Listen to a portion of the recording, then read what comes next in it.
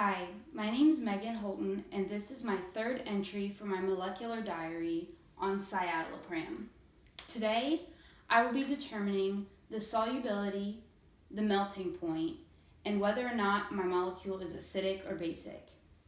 To start, I'm going to use the 4-carbon rule to determine the solubility of my molecule. I have 3 polar functional groups.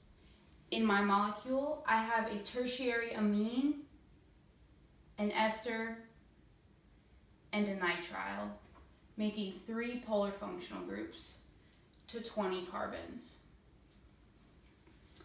So with the 4-carbon rule, you divide the amount of carbons you have to the ratio of polar functional groups in your molecule. So here I have 20 carbons to 3 polar functional groups.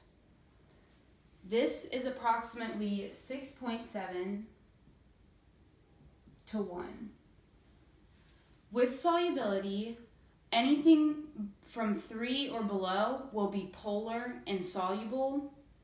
4.1 to 5, 4 to 1 to 5 to 1 makes it slightly polar and slightly soluble, and anything above that would be nonpolar and insoluble. So I determined that my molecule was insoluble. Now when I look back at my note sheet, my actual solubility said it was sparingly soluble and it had a solubility of 0.00588 milligrams per milliliters. Now this isn't too far off in terms of my information. There's no huge gaps because sparingly soluble, and if you look at how close my molecule is to being a 5 to 1, it does make sense in how they determine theirs and how I determine mine. Next, for the melting point, I decided to look at attractive forces. And since my molecule is covalent but nonpolar, I determined it was a dispersion force molecule. And those are lowest in terms of melting points. So I looked into the different types of dispersion forces, and the most branched molecules had higher melting points than those that were less branched. So since my molecule is fairly branched, I determined it would be higher in terms of dispersion forces, but lower in terms of the attractive forces.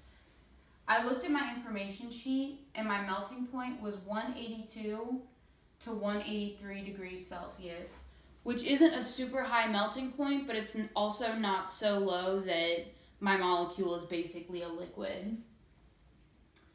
Next, for my molecule, determining whether it is acidic or basic, I decided it was more basic because I have 2 nitrogen groups and an oxygen group.